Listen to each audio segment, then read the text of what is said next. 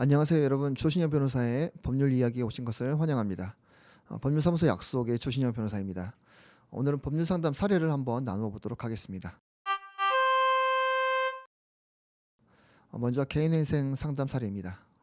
의뢰인은 빚이 1억 원가량 있는 분이셨습니다. 직장인이셨고요. 소득은 220만 원 정도 가량 되었습니다. 결혼을 하셨고요. 부양가족은 2~3명 정도 있었습니다. 그리고 카드 대금이 연체가 된 상황이셨습니다. 보통은 직장인이고 소득이 있는 경우라면 회생은 가능한 경우가 많습니다. 개인회생 사건에서는 소득을 계산할 때 소위 세후 금액으로 계산을 합니다. 통장으로 실제 들어오는 돈으로 계산한다는 점을 참고하시기 바랍니다. 그런데 오늘 의뢰하신 분은 문제가 하나 있었습니다. 사업상 채무가 별도로 있었다는 것입니다. 의뢰인 본인은 직장인이지만 가족에게 사업자 명의를 빌려준 것이죠. 그래서 사업상 채무가 있었던 상황이셨습니다. 상황이 조금 더 복잡해지는 것이 느껴지실 것입니다. 이에 더해서 대출금으로 주식 투자를 하셨는데요. 일부 손실이 발생한 상황이었습니다. 참고로 알아두셔야겠는데요. 주식, 도박, 코인 등 사행성 투자를 하여 손실이 발생하면 그 손실금 상당액은 보통 청산 가치에 반영하게 됩니다. 쉽게 말해서 대출금으로 주식 투자를 해서 5천만 원이 손실이 발생한 경우에 법원은 그 5천만 원을 변제하도록 권고를 합니다. 오늘 의뢰하신 분의 경우에 대출금으로 주식 투자를 하셨는지 여부에 따라서 변제금이 올라갈 수도 있다는 점을 의뢰인에게 말씀을 드렸습니다. 그리고 개인회생에서는 세금, 연금이 문제가 되기도 합니다. 세금, 연금의 경우에는 면책이 되지가 않습니다.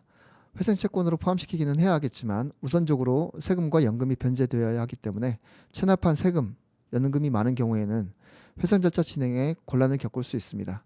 세금과 연금을 해결하는 방법에 대해서 전문가와 상담하신 이후에 진행하시는 것이 좋겠습니다.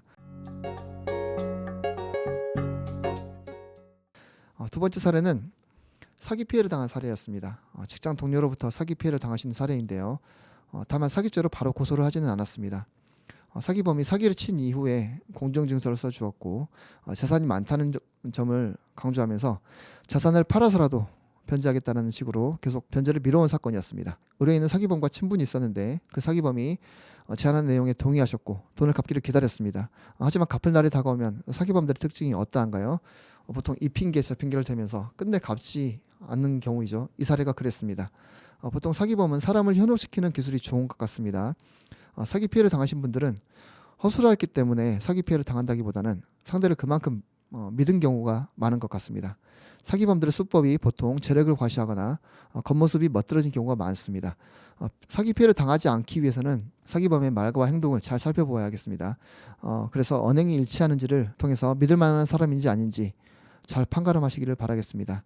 오늘 사례의 경우에 사기죄 고소를 준비하고 있는데요. 고소를 하기 전에 당연히 압류, 추심 등 강제집행 절차를 샅샅이 하고는 있지만 사기범의 자산이 변변치 않아서 사실상 한 푼도 회수하지 못하고 있습니다. 혹시라도 돈을 빌려줘야 하는 상황이라고 하더라도 담보를 설정받는 등 대책을 확실하게 세우시기 바라겠습니다. 세 번째 사례는 임대차 사례입니다. 소위 전세라고도 하죠. 법률 용어로는 임대차라고 하는 점을 참고하시기 바라겠습니다. 임대차 사례는 임대인이 보증금을 주지 않은 경우를 흔히 생각해 볼 수 있습니다.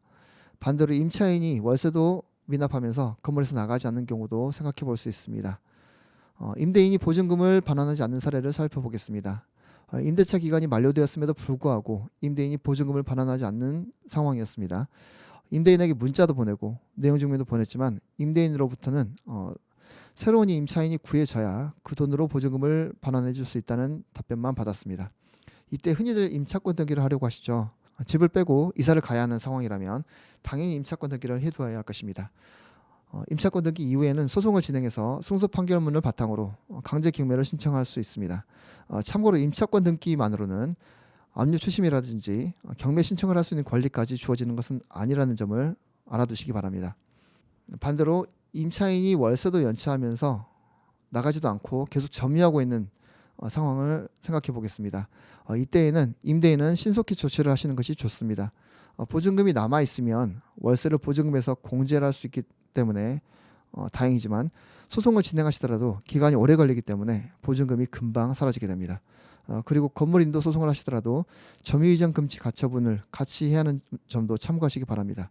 임차인이 다른 사람에게 전전세 등을 해주는 것을 막는 것이죠. 오늘은 상담 사례를 참고해서 말씀을 나누어 보았습니다. 상담 사례는 누구에게나 해당할 수 있는 내용들이 풍부하기 때문에 유익한 점이 많은 것 같습니다. 앞으로도 상담 사례를 재구성해서 종종 사례를 나누어 보도록 하겠습니다. 이상 법률사무소 약속의 조신영 변호사였습니다. 청취해 주셔서 감사합니다.